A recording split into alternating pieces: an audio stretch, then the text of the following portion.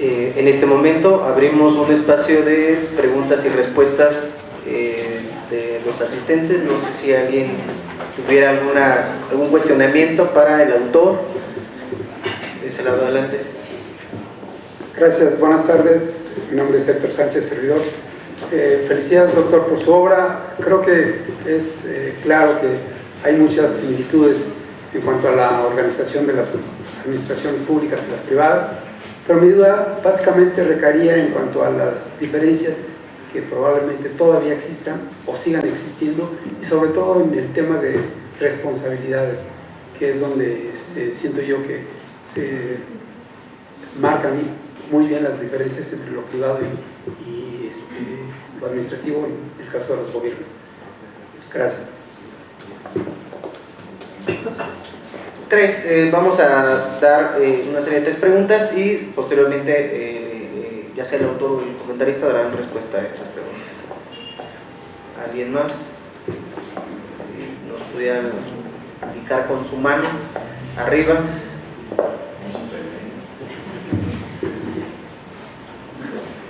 ¿No? Ok, mientras se animan vamos a dar respuesta y ahorita podemos dar continuidad a la serie de preguntas y respuestas. Yo creo que el libro está tan claro como las exposiciones ahorita, que no va a haber duda, cuestionamientos. Muchas gracias, Héctor, por la felicitación. Te lo aprecio muchísimo. Sin duda, podemos hablar de todavía algunas diferencias existentes, más en específico a las responsabilidades. Cuando hablamos de responsabilidades en los sectores tanto público como privado, hablamos de que ya son responsabilidades que están alineadas pues en este caso en la administración pública, a un marco jurídico, ¿no?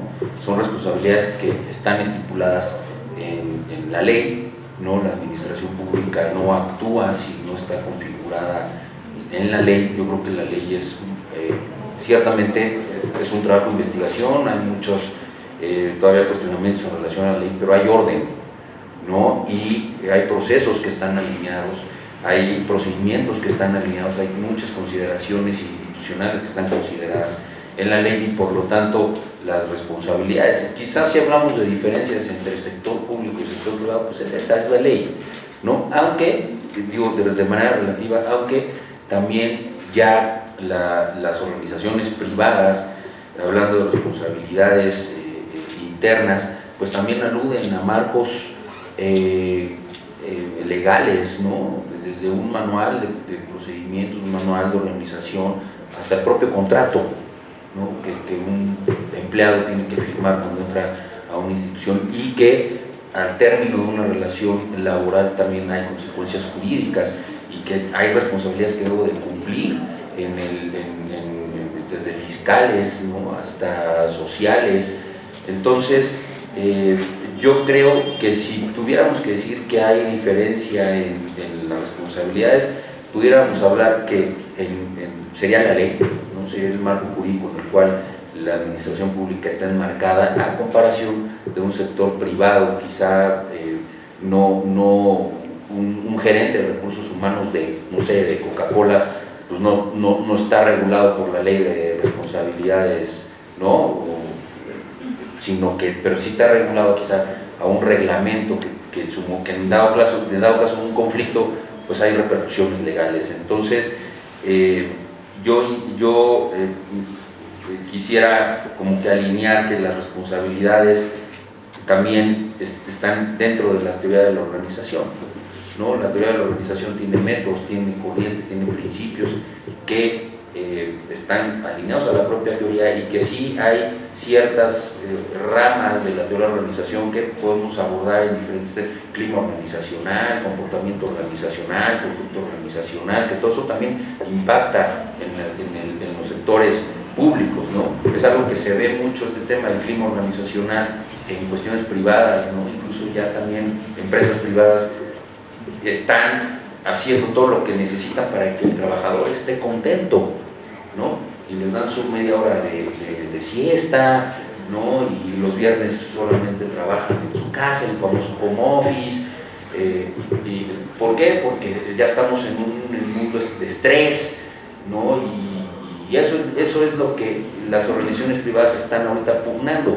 No así, no así en el sector público, ¿no? Yo creo que si algún servidor público se encargara de decir, no, pues ahora todos los servidores públicos van a hacer home office los días viernes, no, bueno, se vienen encima todo, ¿no? Un impacto mediático, incluso el contrario, no así, ¿no? Que Google anuncia que pues, los viernes pues, se trabaja en casa, los jueves venimos de jeans, ¿no? Los miércoles trabajamos hasta las 3 de la tarde porque es importante que el trabajador no esté estresado, no así en la administración pública. Yo creo que los servidores públicos, estrés es nuestro día a día y nuestro pan de cada día, y todas estas cuestiones pues, no aplican si hablamos de diferencias, no en cuestiones de responsabilidades. Yo así lo trataría de abarcar, ¿no? ¿Alguna otra pregunta? Me permiten Adelante.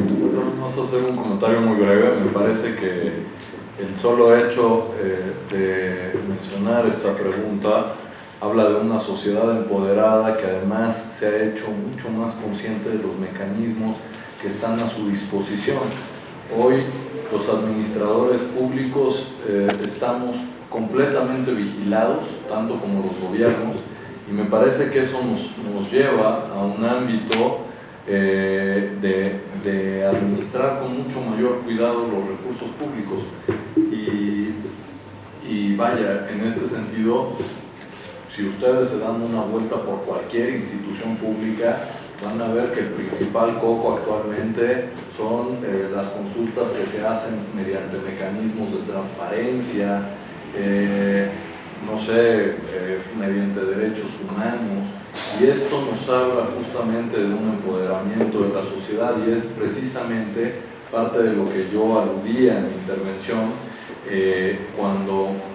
cuando decía de dónde vienen todos estos mecanismos que finalmente nos hacen también interesarnos a los ciudadanos que no necesariamente estamos involucrados con procesos de administración pública todos los días, sin interesarnos en temas como el de las responsabilidades administrativas de los servidores públicos. Entonces, creo que vale mucho la pena también subrayar que se han puesto a disposición en el país estos mecanismos para beneficio de los ciudadanos y que están al alcance de cualquiera de nosotros.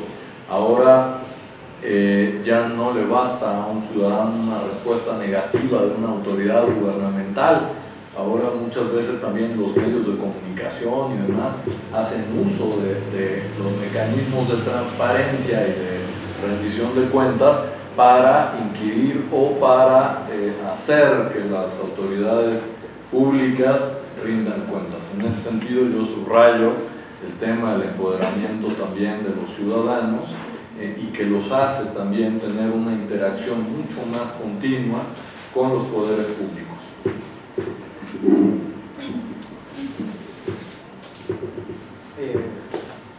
Doctor Camacho, por favor. Pues muchas felicidades, Cristian, Jorge, por hacernos el favor de respaldar esta feria de las ciencias sociales y las humanidades, y debo decirles que además son muy taquilleros. Hay aquí mucha gente interesada en escucharlos, y creo que estos minutos serán minutos muy bien invertidos para todas y todos los presentes. Hace más de un siglo, Woodrow Wilson, un gran político y abogado estadounidense que llegó a ser presidente de aquel país, postulaba la idea de que la administración pública debía ser políticamente neutra. A mí nunca me ha convencido esta tesis, no obstante que algunos la han seguido abrazando. Es decir, que lo único que hace distinto a la administración pública de la privada pues son los fines que persigue. Yo soy un convencido que la administración pública no solo es mucho más compleja, sino tiene los fines que persigue son superiores. Y aquí se han mencionado algunos. Por ejemplo, siendo un servidor público, no puede hacer salvo lo que la ley expresamente le permite. En la administración privada podría aplicarse un criterio de mayoría de razón, la búsqueda de eficiencia y eficacia, etc. Los fines de la administración privada, y son legítimos, pues es seguramente cumplir con la misión, la visión y eventualmente tener ganancias, insisto, legítimo. No obstante, la administración pública tiene en la búsqueda de fines superiores, quizás la búsqueda del bienestar social, la reivindicación de la comunidad y el tema de una gran contemporaneidad que es la transparencia y la rendición de cuentas. Lo que hace más compleja, más difícil y yo diría más notable el ejercicio de la administración pública.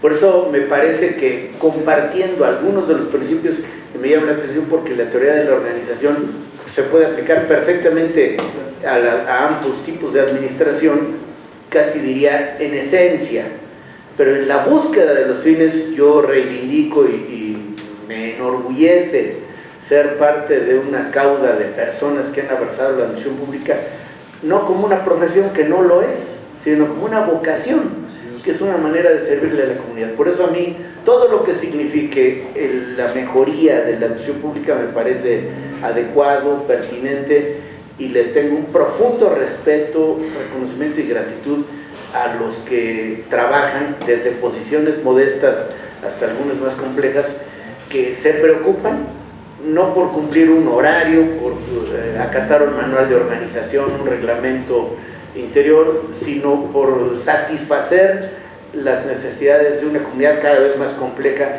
y a veces huraña, porque están en su derecho de exigir que el administrador público no solo cumpla, como ya dijimos, con legalidad y transparencia y todo, sino que le satisfaga sus necesidades. Por eso, felicidades por abordar este tema y me gustaría escuchar su punto de vista sobre estos que yo llamaría fines superiores de la administración pública. A lo mejor, siendo como soy un convencido de la importancia de la administración pública, parezco exagerar la nota, pero créanme que es mi convicción. O sea, la administración pública, bien entendida, se convierte de veras en una forma de vivir. Por eso rechazo y no me gusta esta visión reduccionista de ver, es la burocracia, o cumplen un horario, tal. No dudo que fenómenos como esos se den, pero esa no es la posición o la actitud de quienes abrazan, como dije, la administración pública y el servicio público, que además ahí en la denominación entraña la vocación, servicio público. Y el último dato, recuerdo muy bien la reforma constitucional de por allá del 83 debió ser, que cambió de una vez por todas la diferenciación entre funcionario y empleado público por la de servidor público, porque desde el que tiene más responsabilidades a la más modesta, todos somos servidores públicos. Muchas gracias, doctor. Yo creo que estoy de acuerdo con usted en que lo comentaba yo, en otras palabras, en mi participación, que a veces la administración pública, con estos fines, a los fines superiores a los que alude, yo lo llamo pues, la organización de las organizaciones. Pero estos fines superiores, desde mi punto de vista, tienen que ver con la finalidad del Estado, ¿no? Es decir, cosa que no tiene la administración privada ni una empresa.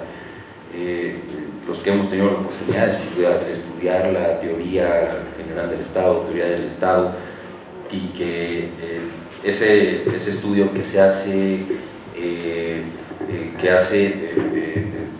Rousseau con el contrato social, ¿no? Cuando él manifiesta que somos nosotros los ciudadanos los que le damos ese poder al Estado para que el Estado nos regrese en aquel tiempo solamente dos cosas, y una de ellas es un juez y un policía, principales funciones del Estado. Entonces yo creo que la superioridad del sector público, ¿no? Yo creo que tiene que aludir con eso que nos tiene que dar el Estado, que nos brinda el Estado, que nosotros hicimos ese contrato, le dimos ese poder al Estado que se refleja en un aparato gubernamental y es la administración pública quien pone en marcha esta situación. Ya después viene la salud, los programas sociales, la educación, la vivienda, pero hablamos de superioridad cuando el Estado tiene la obligación de cuidarnos, de cuidar nuestra integridad, ¿no? De cuidar nuestra integridad física y cuidar nuestra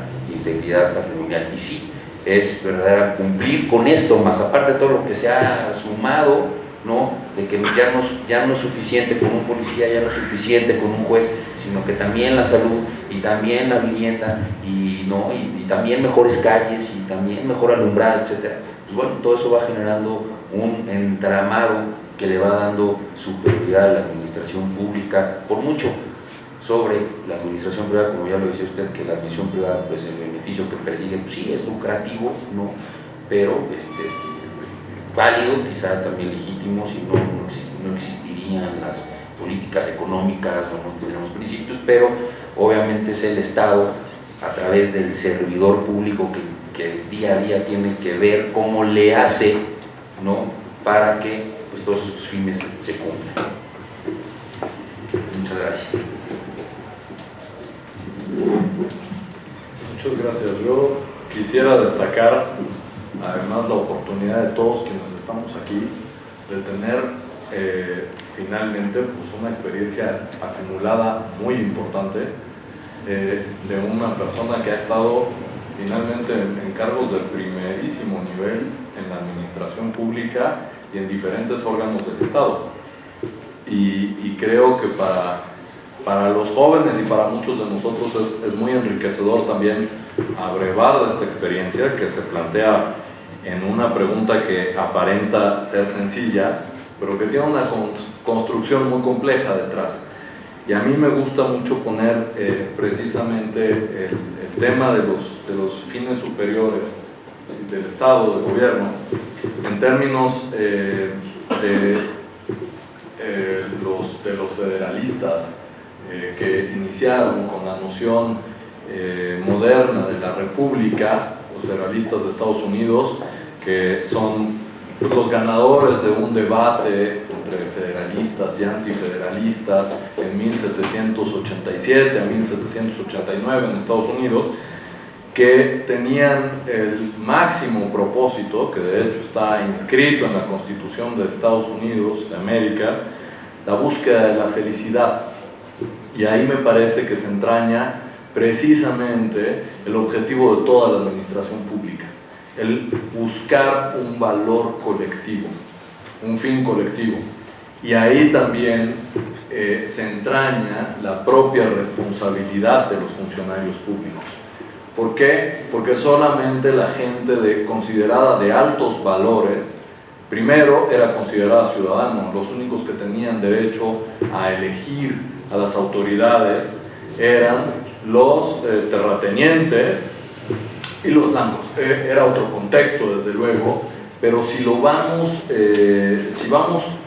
evolucionando o analizando la evolución de ese contexto de 1787 para acá, que por cierto la Constitución de Estados Unidos no se ha modificado gran cosa desde entonces, que eso también hay que decirlo, me parece que en ese principio fundador está una buena parte de la discusión del fin que persiguen las organizaciones privadas, ergo la administración privada, que persigue finalmente un interés lucrativo, un beneficio personal o institucional, si hablamos de empresas, versus la búsqueda de fines colectivos, valores universales, la defensa también de los valores universales.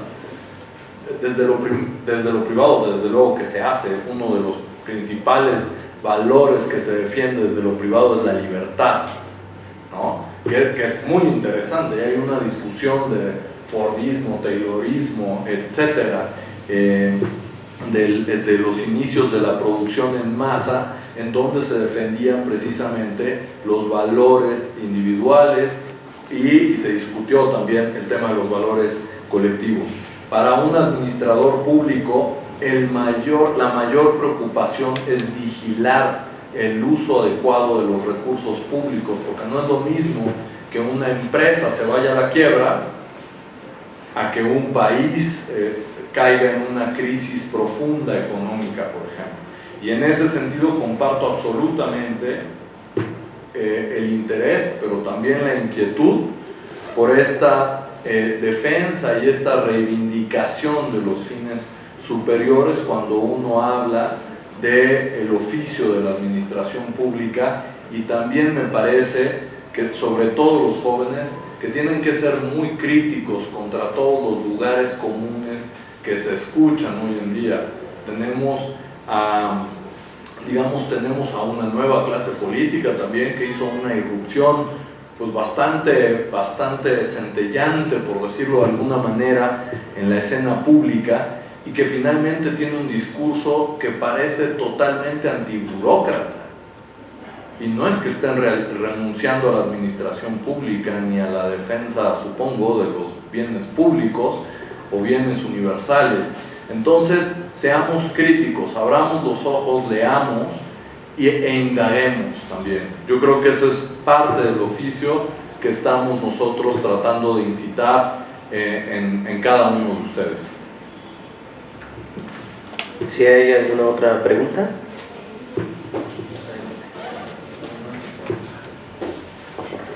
Pues primero que nada me parece muy interesante esa separación de la administración pública y la administración privada como una cuestión real que existe, pero que tratar de cerrarla lo veo complicado por una razón, y esta es mi pregunta.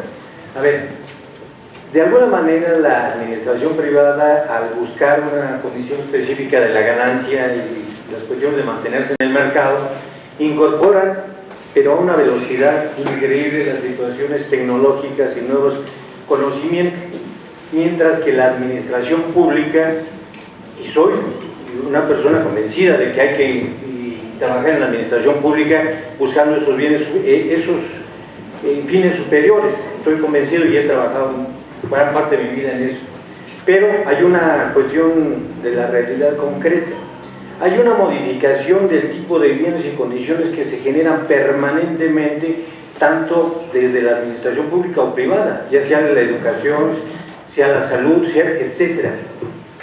Pero en la administración pública se tarda mucho en incorporar esos nuevos conocimientos, esa nueva tecnología, y en muchas ocasiones movimientos de carácter político vienen y crean un tipo de administración con una concepción distinta que a veces hace que ese tipo de bienes que se venían generando y que respondían a una demanda que es permanente, la felicidad, el bienestar, etcétera, que vienen en ese sentido bajo una concepción pseudosocial, pues están al traste con una serie de condiciones y luego hasta se hacen planteamientos muy interesantes, como decir, ahora de ahora en adelante en la administración pública se separa la política, la cuestión política de la cuestión gubernamental, y ahora vamos a separar el poder político del poder económico,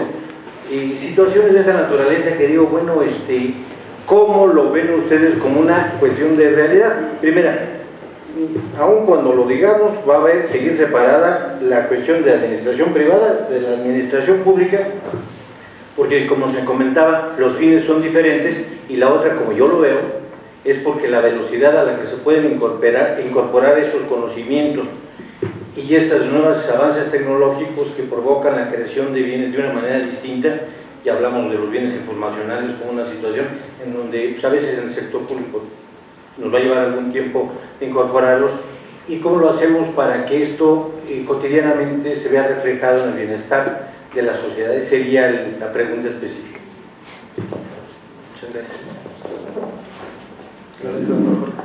Muchas gracias, maestro Román. Yo creo que la pregunta es por demás compleja.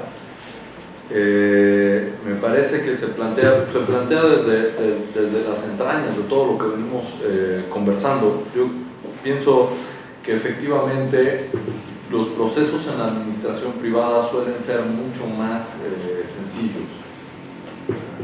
tienen que ver también con todo lo que hemos estado comentando, que los alcances no son tan amplios como los de la administración pública, y en este sentido, para un administrador privado, el tiempo le cuesta dinero, y es una necesidad apremiante el agilizar procesos, en términos generales, tanto de producción como de tratamiento de la información.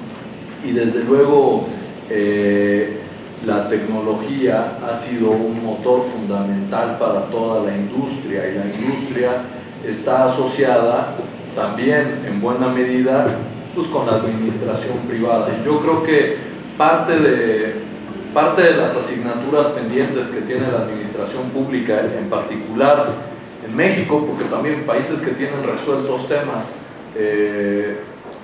como la pobreza, temas más de carácter social, pues tienen mucha más oportunidad de echar mano de otros recursos para invertir en tecnología y simplificar sus procesos administrativos. También hay que decirlo, no en todos lados, no en todo el mundo la administración pública funciona igual ni es tan pesada. Yo viviendo en un país como Francia, que consideramos, bueno, es parte del G8, es una de las economías más fuertes del mundo, y sin embargo tiene procesos burocráticos monstruosos.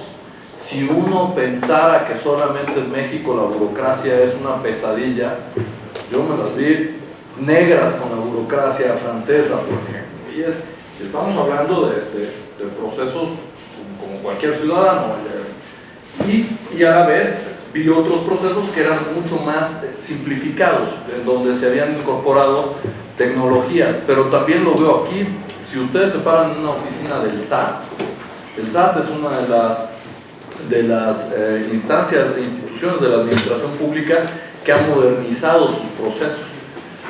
Pero si ven desarrollo social, si vemos otras, en educación hemos hecho también algunas incorporaciones de tecnología, no siempre exitosas y no siempre funcionales, también hay que decirlo. Uno tiene que estar consciente de hacia quién están dirigidos los beneficios de la tecnología y cómo se piensan traducir los beneficios de la tecnología. Yo creo que en esa medida, en la medida en la que uno piensa en cuál es el deber de una organización, difícilmente veremos en inmediato a cualquier institución dedicada al desarrollo social destinar una parte de su presupuesto a mejorar la tecnología, muy difícilmente, y más en una época donde se habla de racionalización, pero donde no hemos dejado el papel, donde no hemos dejado, no hemos renunciado, precisamente también por inercias propias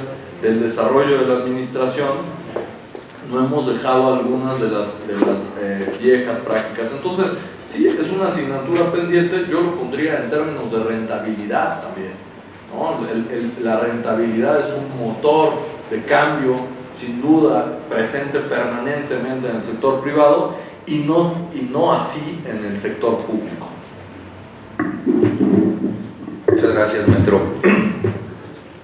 Yo partiría con una pregunta: ¿se tiene que reformar la administración pública o la administración pública ya está?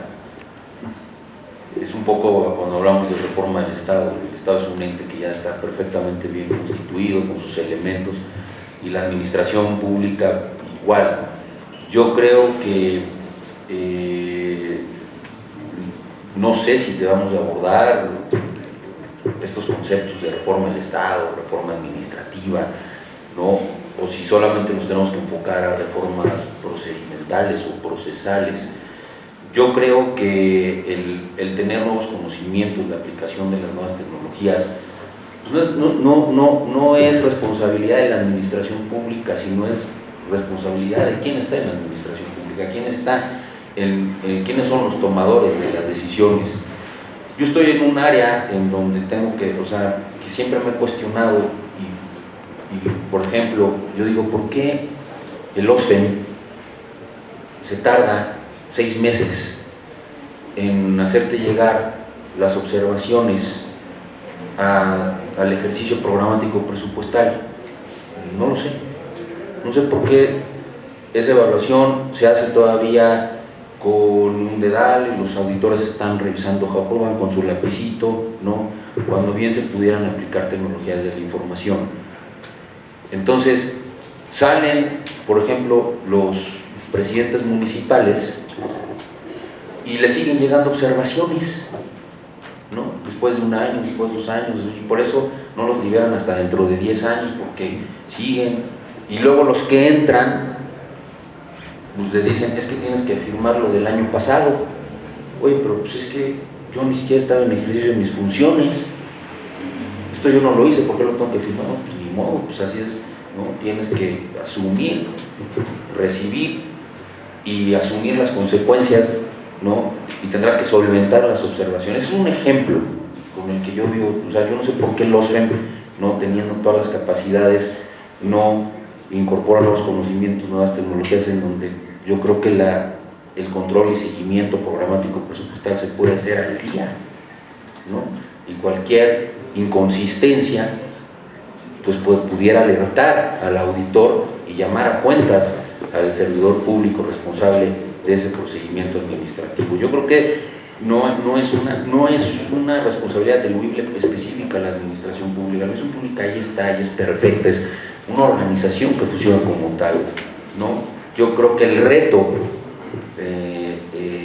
para mejorar los procesos pues es de quienes estamos en la toma de decisiones, ¿no? Entonces, ¿cuál es la diferencia? Que quizá en la administración privada, que yo digo que también a la administración pública le cuesta dinero el minuto a minuto de cada servidor público, ¿no? La ejecución de los programas, la ejecución del presupuesto, presupuesto que no se ejecuta conforme a lo planeado, conforme a lo programado, es pérdida de tiempo, ¿no? Y ahí es donde vienen pues las consecuencias, no ejercimos a tiempo, tengo que refrendar el presupuesto, no cumplí, entonces no cumplí con los objetivos del Plan Estatal de Desarrollo y vele cómo le podemos hacer para que pues, sí digamos ante una instancia que sí cumplimos, cuando no es así. Entonces es incluso más peligroso y más riesgoso que en la sociedad, que en la administración privada, por así decirlo. Entonces yo creo que esto tiene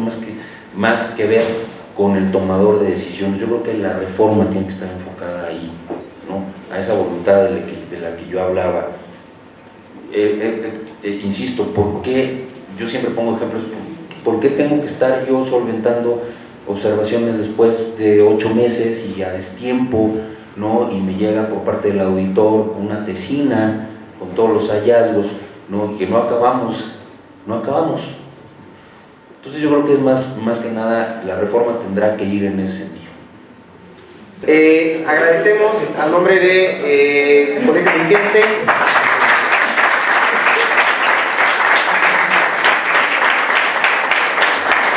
al doctor Cristian y le hacemos entrega de un pequeño reconocimiento, por haber participado en la presentación.